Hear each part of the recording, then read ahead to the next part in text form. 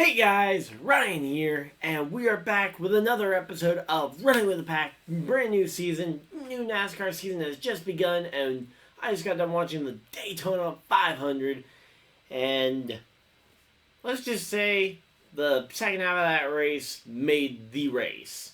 Honestly, the first 30, 40-ish laps, till about when we started to see some of the next-gen car issues, was honestly really boring because they got single file almost immediately, and I think some of it was contributed from the wreck that happened last night. Really scary wreck with Matt Snyder. Glad to see that he was okay after that one because it was just that wreck was another one that could have had the potential to be very scary, but luckily he was able to walk away from it, and ultimately the cars it served its purpose. It kept the driver safe, despite being at that kind of danger zone speed almost. But that's enough about the Xfinity Series race. Let's talk about the Cup Series race. And I think first things first, we'll go chronologically a little bit. Issues with the next-gen car. First off, the Money Team Racing lost a wheel on the first pit stop. Just straight off the car, and seemingly it seems like the issue there was the fact that they just weren't able to get the single lug nut tight, or something to do with some other kind of securing that they didn't do to the wheel, which ultimately will lead to a 4-week suspension for the crew chief and stuff. But honestly, I mean, I don't know how many races the Money Team is planning on racing, but I can't imagine that kind of penalty is going to affect them a ton. And then you go on to the next incident, which was another tire coming off of trying to remember who it was. It was Justin Haley, and in his case, it looked like the wheel actually broke off, which is something that might want to be looked at and might actually be some justification to what Keselowski was saying earlier in the week about their tires being confiscated because they were modifying the tire, and he said it was for a safety reason. Maybe Justin Haley proved that Keselowski was telling the truth. I think it's unlikely that we see really any penalty come from that, especially if, again, Keselowski was telling the truth about it, and seemingly, again, it seemed like he was. So, yeah. Those are kind of the first two major incidents, ironically, both happening at a full-screen commercial break, which... commercials. There are too many of them on the Daytona 500. I mean, I get it. Fox signed a massive TV deal, and they got to make their money up before the TV contract ends.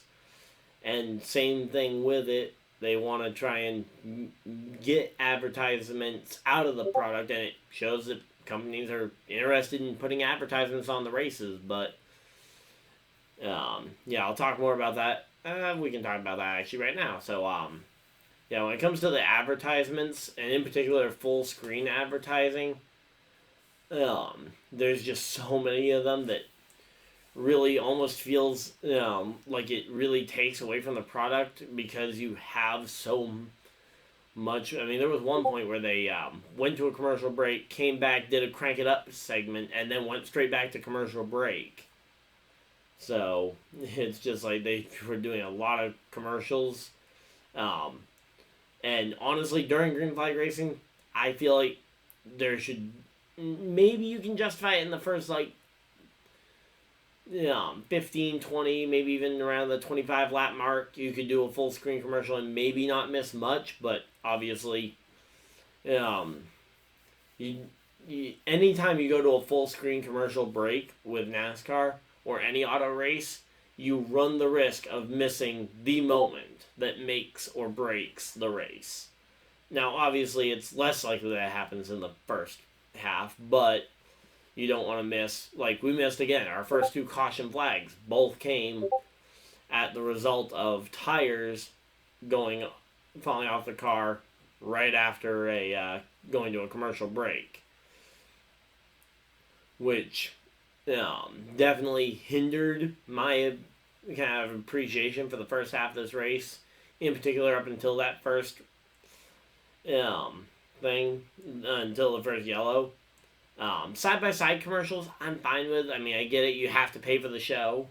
So if you can pay for it with side-by-sides during the green flags and during a yellow flag, cut away to a commercial break or two, try and get some ad breaks in under the yellow flag, come back to them waving the green flag, sure. I mean, I think that would be a better way, but especially when it's like, I hop on YouTube, I don't have any kind of YouTube subscription or whatnot, I can watch almost any race, and I have to sit through every few minutes, every like 10, 15 minutes, not a full multi ad break, but two, sometimes one 15-second commercials, as opposed to having to sit through multiple 30, 45, 60-second ads for an ad break. I mean, the average ad break being about 4 or 5 advertisements, so it's a lot of ads comparatively to other entertainment options. I mean, again, the world of YouTube. The way I actually used to watch a lot of NASCAR broadcasts for a while was waiting for them to be uploaded on YouTube and then just watching the YouTube race, and I could get through the 15-second ads every like 10, 15 minutes versus having to deal with the longer breaks on TV. Then you had and then you have, again, stuff like Netflix. Netflix has no ads if you pay for that subscription. Stuff like Disney Plus, even looking at like Peacock, you can get a subscription that is no ads. So there's a lot of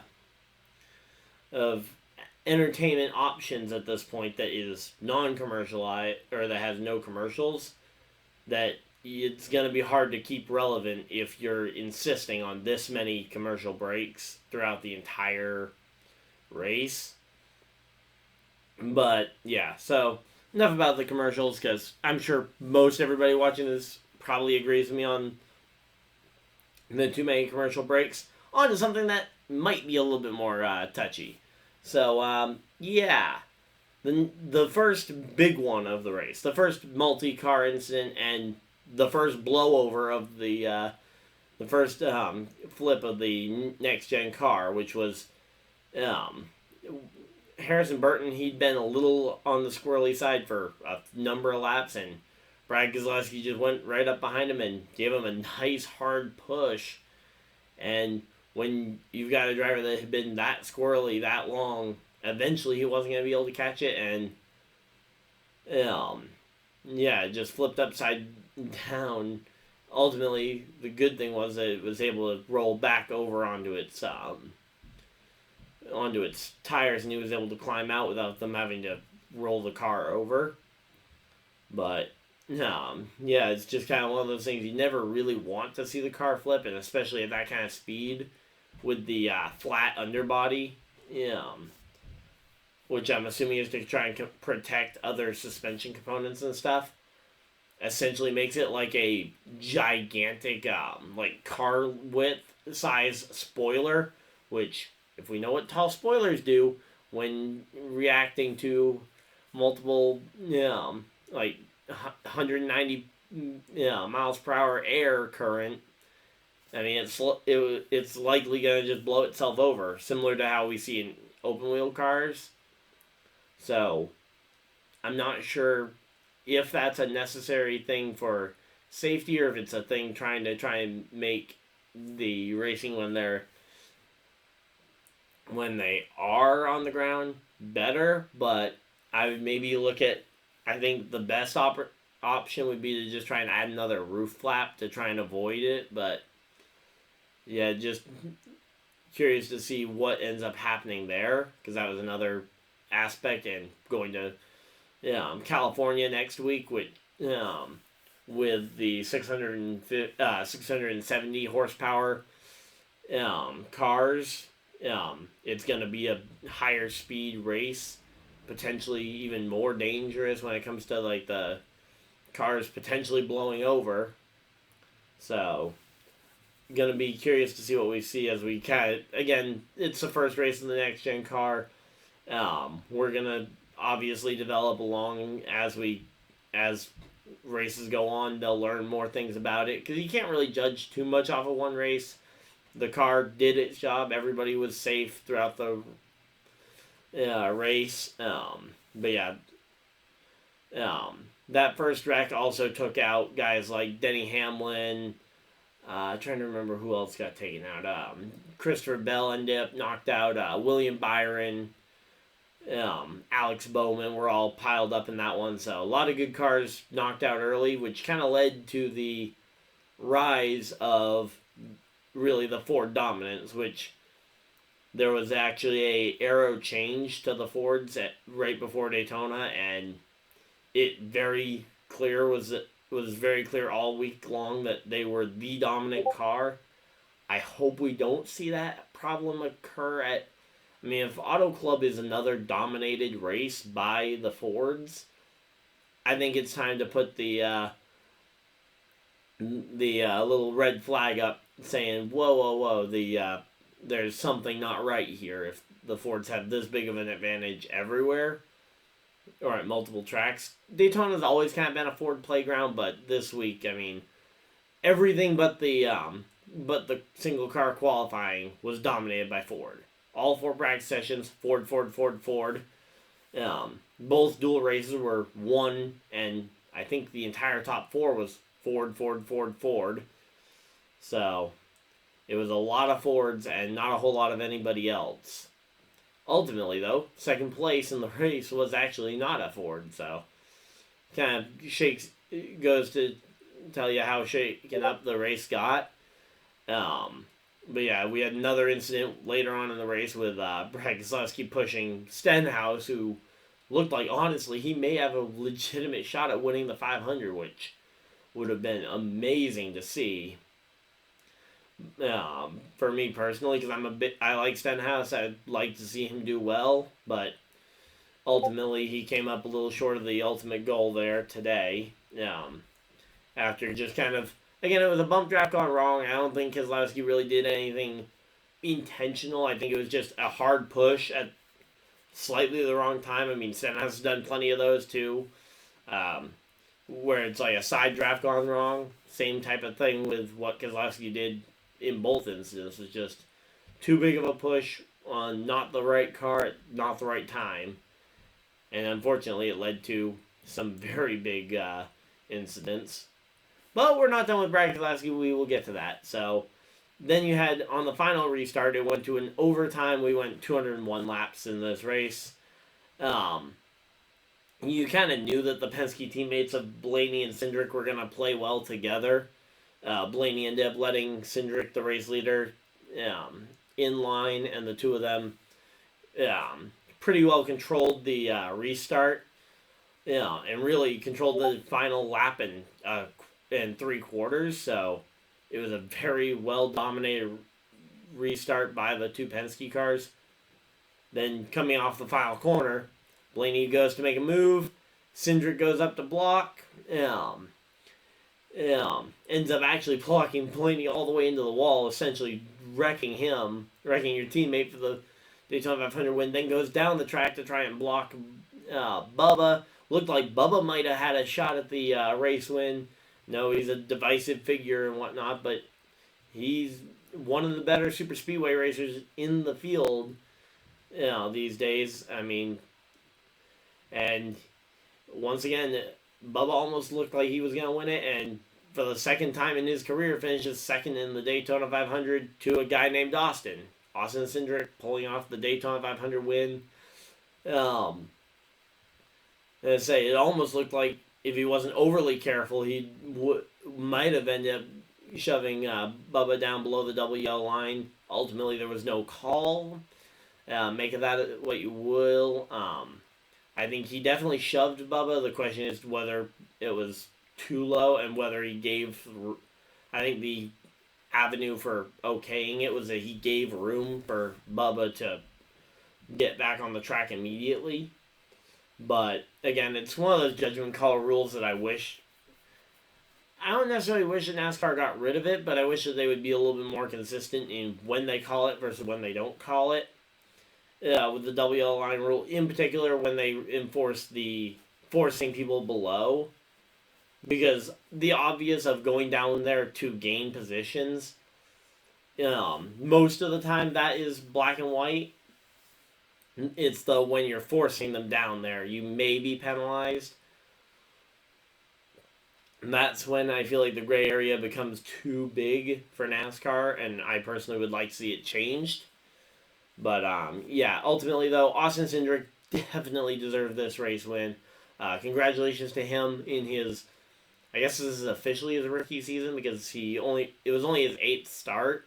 So congratulations to a NASCAR Cup Series rookie making it to the playoffs. He is one of the 16 I had making the playoffs, but again, he was a bit of a surprise to a lot of people. Honestly, I've started to gain quite a bit of respect for him over the last couple years. Now that he's started to really develop as a NASCAR driver as opposed to just the road course ace that he used to be. But yeah, so ultimately though, again, as I said, we weren't done with Keselowski, but yeah, just wanted to congratulate Austin Cendrick on the win. Bubba second. Blaney was, I think, third or fourth. Yeah, Blaney was fourth. Briscoe ended up third.